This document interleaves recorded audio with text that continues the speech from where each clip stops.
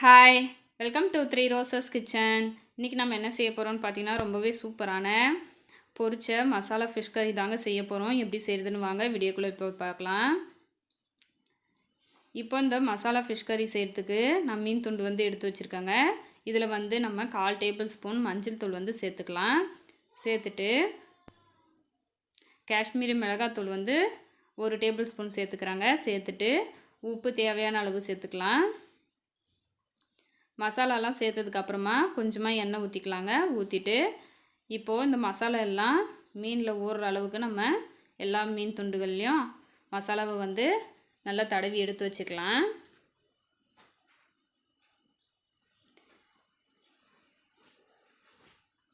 இந்த மாதிரி செய்யும்போது மீன் துண்டுகளில் அந்த மசாலா நல்லா உறிஞ்சி வந்துடுங்க.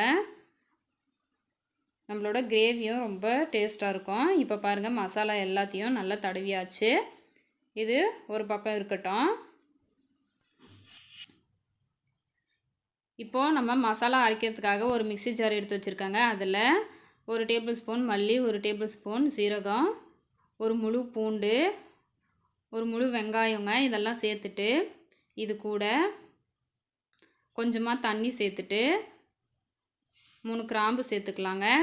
சேர்த்துட்டு உங்கள்கிட்ட கசகசா இருந்தால் கசகசா சேர்த்துக்கோங்க. நான் பொட்டுக்கடலை சேர்த்துக்கிறேங்க. சேர்த்துட்டு மூடி போட்டு இது நல்லா பைண்ட் பேஸ்ட்டாக அரைச்சி எடுத்துக்கலாம். அது ஒரு பக்கம் இருக்கட்டும். இப்போ நம்ம ஊற வச்சுருக்கிற இந்த மீன் துண்டை ஒரு கடாயில் எண்ணெய் ஊற்றி வச்சுருக்கேன். அதில் சேர்த்துக்கலாங்க. சேர்த்துட்டு இந்த மீன் துண்டுகள் எல்லாத்தையும் நம்ம பொரிச்சு எடுத்துக்கலாம்.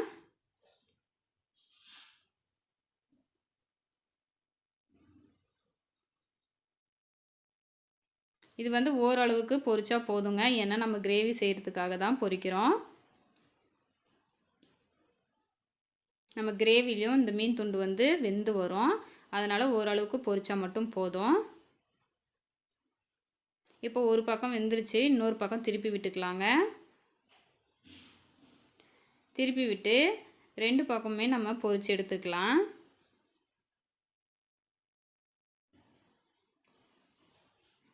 நம்ம டெய்லி செய்கிற மீன் குழம்பை விட இந்த மாதிரி கொஞ்சம் டிஃப்ரெண்ட்டாக செஞ்சு கொடுங்க.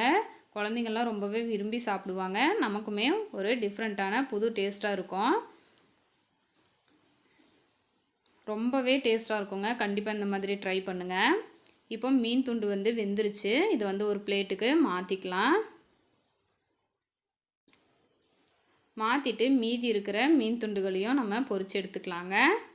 எல்லாத்தையும் பொரிச்சு எடுத்ததுக்கு அப்புறமா நம்ம இந்த மீன் பொரிச்ச எண்ணெயிலேயே அரைச்சி வச்சுருக்கிற இந்த மசாலா விழுதை சேர்த்துக்கலாம்.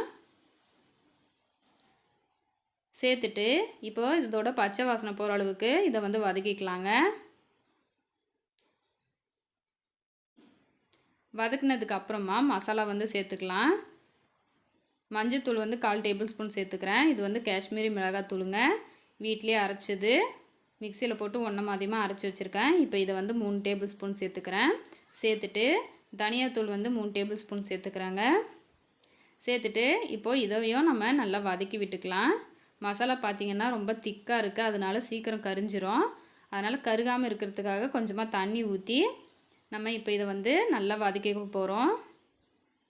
வதக்குனதுக்கப்புறமா இன்னும் கொஞ்சம் தண்ணி ஊற்றி நம்ம கிரேவிக்கு எவ்வளோ தண்ணி வேணுமோ அதுக்கு தகுந்த மாதிரி தண்ணி ஊற்றி மிக்ஸ் பண்ணி விட்டுக்கோங்க. இது கொதிக்கட்டும். கொதித்து அந்த எண்ணெயெல்லாம் நல்லா பிரிஞ்சு வரட்டும். இப்போ பாருங்கள், அந்த மசாலாவோட பச்சை ஸ்மெல்லாம் போய் நல்லாவே கொதித்து வந்துருச்சு. இந்த சமயத்தில் நம்ம பொரித்து வச்சுருக்கிற இந்த மீன் துண்டுகள் எல்லாத்தையும் சேர்த்துக்கலாங்க.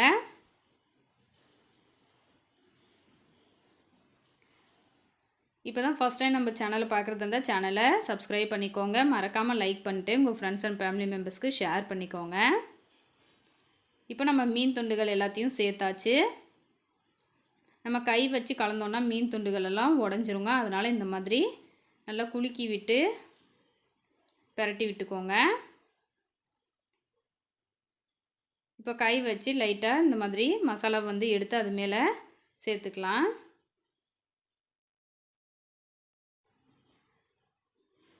சேர்த்துட்டு இப்போ கொதிக்குது பாருங்கள். இந்த சமயத்தில் ஒரு கொத்து கருவேப்பிலை சேர்த்துக்கலாங்க.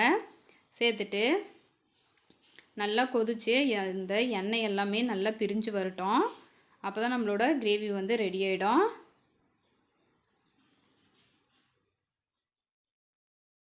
அவ்வளோதான், ரொம்பவே சூப்பரான நம்மளோட ஃபிஷ் கறி கிரேவி வந்து ரெடி ஆகிடுச்சு பாருங்கள். நல்லாவே எண்ணெயெல்லாம் பிரிஞ்சு வந்துருச்சு. இப்போ ஃபைனலாக நம்ம கொத்தமல்லி இலையை வந்து தூவிக்கலாங்க. தூவி எடுத்தோன்னா ரொம்பவே சூப்பரான டேஸ்டியான மசாலா ஃபிஷ் கறி வந்து ரெடி ஆகிடுச்சு. அவ்வளோதான், இப்போ வந்து ஸ்டவ் ஆஃப் பண்ணிட்டு நம்ம அப்படியே மல்லி இலையை தூவி இறக்கிற வேண்டியது தான். இது சாதம், சப்பாத்தி, இட்லி, தோசைன்னு எல்லாத்துக்கூடவும் வச்சு சாப்பிட்லாங்க. ரொம்பவே டேஸ்ட்டாக இருக்கும். கண்டிப்பாக நீங்களும் இந்த மாதிரி ஒரு முறை செஞ்சு பாருங்கள். டேஸ்ட் மறக்கவே மாட்டீங்க. அந்தளவுக்கு ரொம்ப அருமையாக இருக்கும். குழந்தைங்களும் ரொம்பவே விரும்பி சாப்பிடுவாங்க.